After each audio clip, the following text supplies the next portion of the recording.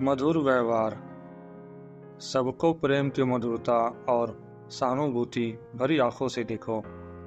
सुख जीवन के लिए विशुद्ध निस्वार्थ प्रेम ही असली खुराक है। संसार इसी की भूख में मर रहा है, अतः प्रेम का वितरण करो। अपने हृदय के आत्मिक प्रेम को हृदय में ही मत छिपा रखो। उदारता के साथ प्रेम बांटो, जगत का बहुत सा दुख दूर हो जाएगा। आइए इसे एक छोटी सी पंक्ति से समझते हैं। जो और की बस्ती रखे उसका भी बसता है पूरा, जो और को मारे छुरी उसको भी लगता है छुरा, जो और की तोड़े घड़ी उसका भी टूटे है घड़ा, जो और की सोचे बुरा उसका भी होता है बुरा। दोस्तों, वह मनुष्य जगत में भार रूप है जिसके हृदय में स्वार्थपूर्ण दोष है, वह तो जगत के लिए अभिश्राप रूप है। हृदय में विशुद्ध प्रेम को जगाओ और उसे बढ़ाओ, सब और उसका प्रवाह बढ़ा दो।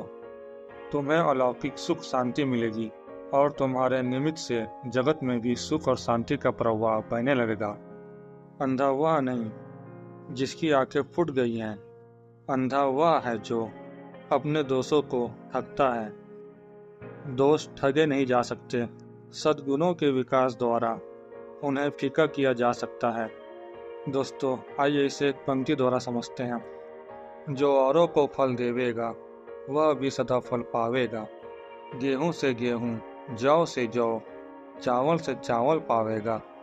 जो वास देवेगा यहाँ वैसा ही वह कल पावेगा।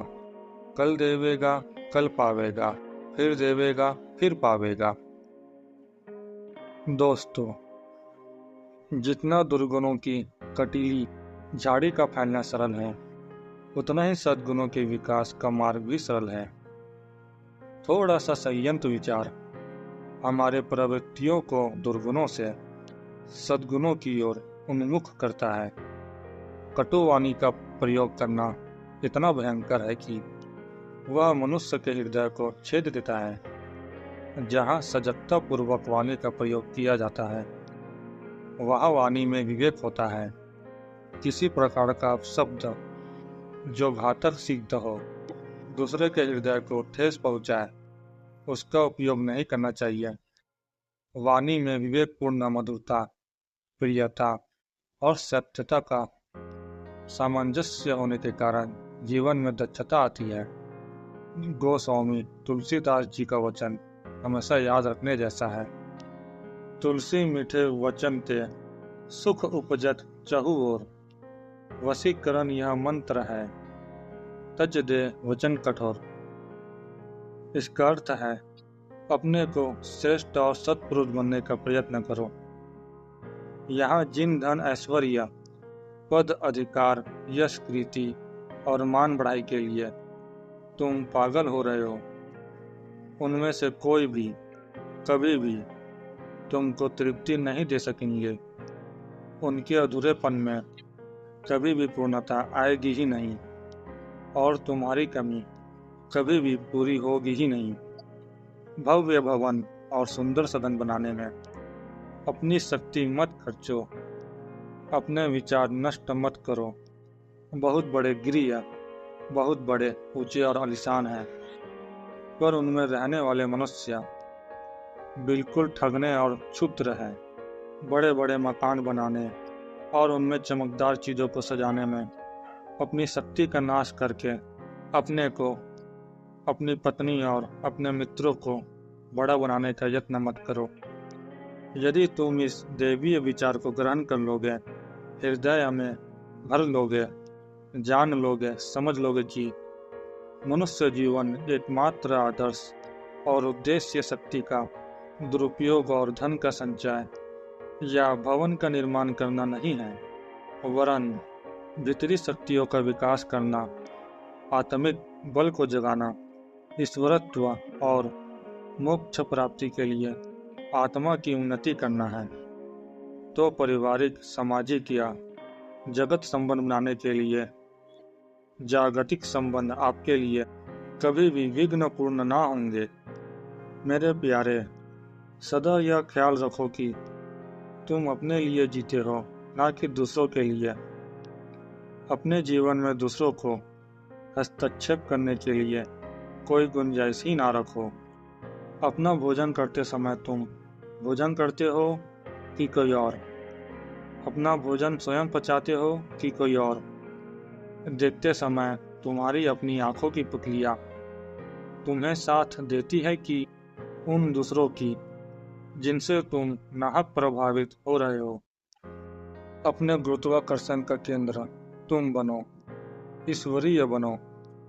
अपने भीतर के आधार और अधिष्ठान को पालो। मेहमानों के मत और आलोचना की परवाह मत करो। चटपटे भोजन, फर्नीचर और गद्दे तकिए को अतिथि सत्कार का मूल मंत्र ना बनाओ। लोग समझते हैं कि मेहमानों को स्वादिष्ट भोजन और सुंदर पलंग नहीं देंगे तो हम पूरे आतिथ्य भावनाओं से युक्त ना होंगे। यह समझ अधूरी और ओछी है। तुम्हें तो यह करना चाहिए कि जब तुम्हारा अतिथि तुम्हारे घर से अपने घर जाने लगे तब वह स्वच्छचित, उदित और सम्मुक्त होकर जाए। वह अपने घर से जैसा आया है उससे अधिक बुद्धिमान, प्रसन्न और सहज, सरल, सादा जीवन जीने की प्रेरणा लेकर जाए। अपने स्वजनों के प्रति यही अपना कर्तव्य समझो। अपने परिवार को सुखी रखने का यही मार्ग है। इसी तरीके से गृहस्थ अपने कुटुंब को विघ्न बाधा के स्थान पर उन्नति का सोपान बना सकता है। तुम्हें अपने अतिथि के खान पान या शयन सजावट की अधिक परवाह करने की आवश्यकता नहीं है। यदि वह स्वावलंबी, प्रसन्न और अधिक बुद्धिमान होकर लौटता है तो आपने उसकी बहुत सारी सेवा कर ली। अगर चमक धमक वाली वस्तुओं से, कपट युक्त व्यवहार से आप उसको प्रभावित करना चाहते हो तो आपने अपनी और उसकी हानि कर दी। तुम्हारे ऊंचे महल और वस्तुओं के देख अतिथि के भीतर आकांक्षा और ईर्ष्या की आग लगी तो उसका दोष तुम्हें और उसको दोनों को लगता है। अतः सादा, सच्चा और सरल और स्नेह युक्त व्यवहार अपना और अतिथि का मंगल करता है। उसे कुछ श्रेष्ठतर चीजें दो, उसे ज्ञान और प्रेम दो, उसे आपके निर्दोष प्रेम का आनंद लुटने दो। यदि मैं तुम्हें एक कौड़ी भी ना दूं, कुछ भी शारीरिक सेवा ना करूं, केवल प्यार से, सच्चे और साफ दिल से तुम्हारे प्रति प्रसन्नता भरी मुस्कान से हंस दूं, तो तुम्हारा प्रफुल्लित होना, सम्मुक्त होना और ऊपर उठना अनिवार्य है। इतने से तुम्हारी बड़ी सेवा हो जाती है। तुम्हें पवित्र मुस्कान देना मोतियों का कोष देने से कहीं बढ़कर है। किसी मनुष्य को धन देकर तुम उससे पाप आदि का आचरण कराते हो। तुम उसे धोखा देकर ईश्वरीय प्रेम, ज्ञान, आनंद से लुभाना चाहते हो। उसे प्रेम और ज्ञान दो, उसे स्वच्छ चित्त और सम्मुक्त बनाओ। यह मानव जात की भारी सेवा है।